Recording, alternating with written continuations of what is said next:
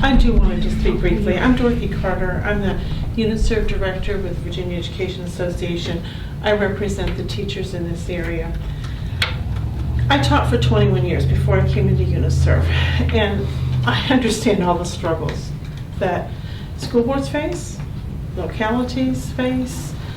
I know the ins and outs of all of it, and it's difficult. I know that. But one of the things that I'm seeing here tonight that really concerns me is when you don't give anything to the people at the top, or you give very little to the people in the middle, you're going to lose your experience. A really good school system has about a third in that first 10 years, another third up to year 20, and another third between 20 and 30. I did not know there was going to be a RIP contract tonight. That one troubles me. That troubles me a lot.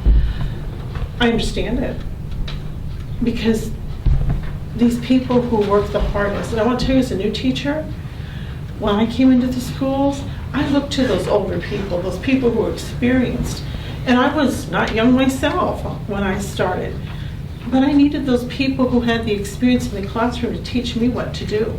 When you lose the people at the top, what do you have? And what you're going to have is falling scores, because you aren't going to have that experience teaching these other people. And I realize that probably your city council has put some pressure on you. You know, I've been studying this situation for a while, even though this is the first meeting I've been to. But that's a bullying tactic, in my opinion. And it's time that the bullies quit.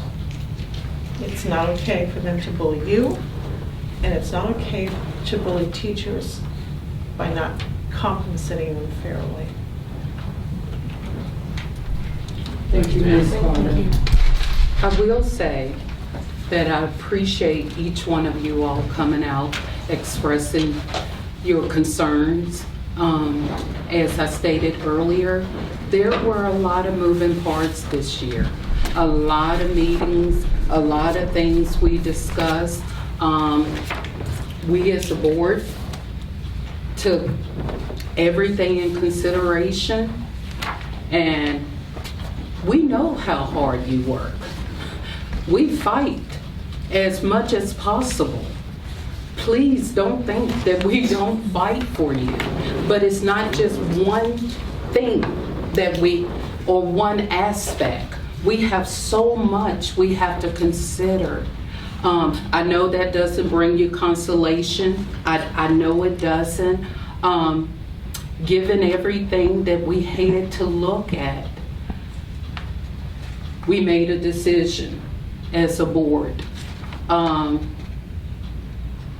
We hear what you're saying, Mr. Dressler. We hear what you're saying, Ms. Meadows. We know how hard our teachers work. At every opportunity, we want to give a raise. I know last year, if I'm not correct, correct me, Rebecca, we did give a raise, or we did a step increase. Again, for those eligible for a step, for teachers as well as classified employees who are at the top of the scale, they did not get an increase last year or this year. 2 years in a row, correct.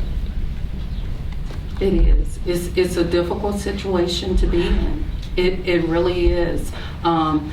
We, as a board, will take your concerns under advisement. We will come back and see what we can do. Just be patient with us. Please know that we know how hard you work. We know that Melinda, even in recognizing her today, she had your help. She had your support. That's why we got through the year. We really tried to be fair. It's just some decisions we make are difficult. It really is. And Ms. Meadows nailed it about experience. You can't replace experience. You really can't. And we don't want to have to do that. We really don't.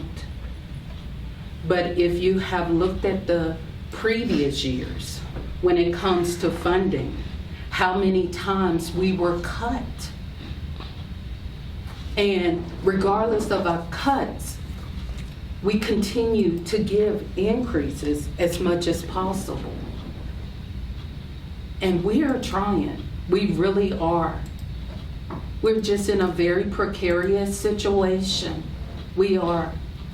And like I said, I know that doesn't bring consolation, but I hope it brings understanding of some sort. I think Ms. Carter said it. There's other people involved. It's not just the school board. Yes, sir. Yeah, and I do understand. And I know that when we accepted the money from the state, that city council did give less, knowing that you got that amount of money. I do know that. But all we're asking is, when teachers got the steps, great, you was able to give their steps and move up. And I know we're at the top scale, but when raises were implemented, that shouldn't have been a pick and choose. All we ask is that it was given across the board. Like I said, if it was just 1%, 1.5%, give us at least the top scale cost of living. I mean, because I still pay the same amount for milk and gas as you do. So, cost of living goes up, and our paychecks, all we ask is to get treated equally. That's all we want. And I understand. I do. I will say we had the minimum wage that went up as well. We will take everything that everybody said under advisement, come together and see what we can do. And again, I thank you for coming out tonight. Thank you. I thank you for expressing your concerns. We will do what we can. Thank you. Thank you.